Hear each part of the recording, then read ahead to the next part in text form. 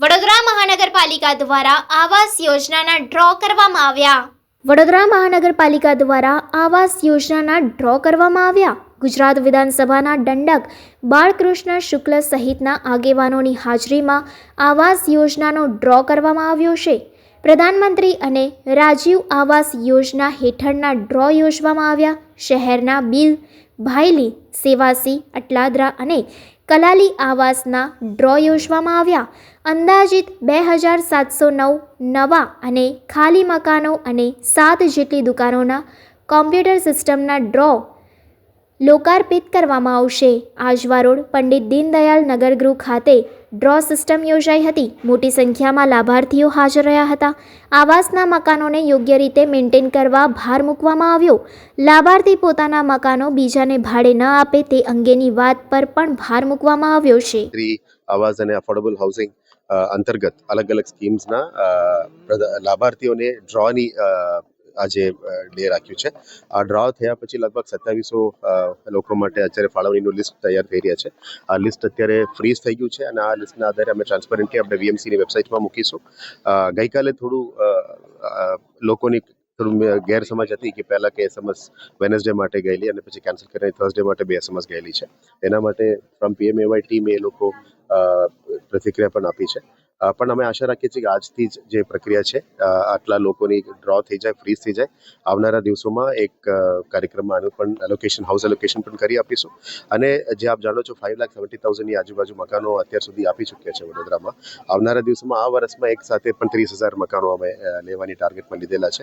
એટલે સિટીની અલગ અલગ વિસ્તારમાં અલગ અલગ હાઉસિંગ સ્કીમ્સ, અફોર્ડેબલ હાઉસિંગ, અને આવનારા દિવસોમાં પીએમએવાય 2.0 જેમાં 8 લાખ રૂપિયાનું વેલ્યુવાળો જે મકાન છે એના પણ કામગીરી તૈયારી શરૂ કરી દીધી છે. ફાસ્ટર કામગીરી કરવા માટે ટનલિફોર્મ ટેકનોલોજી પણ એડોપ્ટ કરીશું, જેથી કરીને 15-20 દિવસમાં પણ 2-3 માળ બની જાય એવા ટેકનોલોજી પણ અત્યારે આવી ગયું છે. અલગ અલગ સિટીઝ પણ ડિપ્લોય કરી રહ્યા છે અફોર્ડેબલ હાઉસિંગ સ્કીમ અંતર્ગત. એટલે વહેલા તકે સુખાકારી મળે, પબ્લિકને મકાનો મળે અને એમનું જે એક ડ્રીમ હોય છે એક મકાન પોતાનું હોવું જોઈએ, એના દિશામાં અત્યારે વડોદરા મહાનગરપાલિકાની ટીમ કામગીરી કરી રહ્યા છે. ગયા 5 વર્ષથી જેટલા બેકલોગ છે પ્રધાનમંત્રી આવાસ સ્કીમોની અથવા અલગ અલગ અફોર્ડેબલ હાઉસિંગ સ્કીમ જે બેકલોગ છે એને પણ પ્લોટ ફાળવણી જનરલ બોડીમાં પાસ કરીને બધાનું પીએમએવાય સ્કીમ્સ લાભ આપી શકે, લોકોને વહેલા તકે લાભ મળે એ દિશામાં અત્યારે કામગીરી હાથ ધરવામાં આવી રહી છે. 2709 જે ટોટલ મકાનોનો પ્લોટ આપ્યો છે, ટોટલ ફંડિંગ એના માટે કેટલું ને ક્યાંથી આવ્યું? ઇટ ઇઝ બેઝિકલી ત્રણ પાર્ટ છે. એક ભારત સરકાર ministry of Mahuva, ministry of housing and urban affairs, અને ગુજરાત રાજ્ય સરકાર અર્બન ડેવલપમેન્ટ ડિપાર્ટમેન્ટ, અને ત્રીજો લોકફાળો જે પબ્લિક ફંડિંગ છે. જમીન વીએમસી નું છે ઓબ્વિયસલી, તો એટલે 3 સંસ્થા પ્લસ પબ્લિક, એટલે ઇટ ઇઝ ઓલમોસ્ટ લાઈક 4 લોકો જોડીને જ કામગીરી કરી રહ્યા છે. પણ છેલ્લે રિઝલ્ટ આપણા સિટીઝન્સ માટે છે, વડોદરાના નાગરિકો માટે છે. એટલે અમે આશા રાખીએ કે આવનારા દિવસમાં જેટલા આપણે ફાસ્ટ કમ્પ્લીશન કરશું, આટલા યુટિલાઇઝેશન સર્ટિફિકેટ સબમિટ કરશું, આટલા વહેલા તકે વધારનું ફંડિંગ પણ મળશે.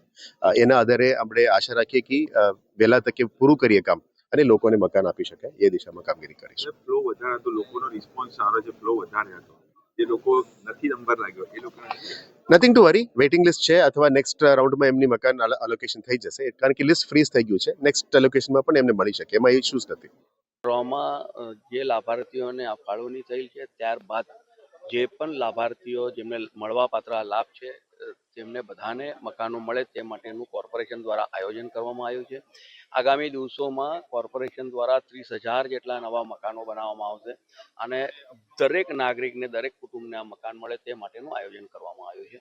અને આના માટે થઈને રાજ્ય સરકાર દ્વારા પણ 1,500 કરોડ રૂપિયા જેટલાની ફાળવણી પણ કરવામાં આવી છે. અને એમાં કેન્દ્ર સરકાર અને રાજ્ય સરકારની સાથે રહીને વડોદરા મહાનગરપાલિકા દ્વારા આ એક મોટો કાર્યક્રમ હાથ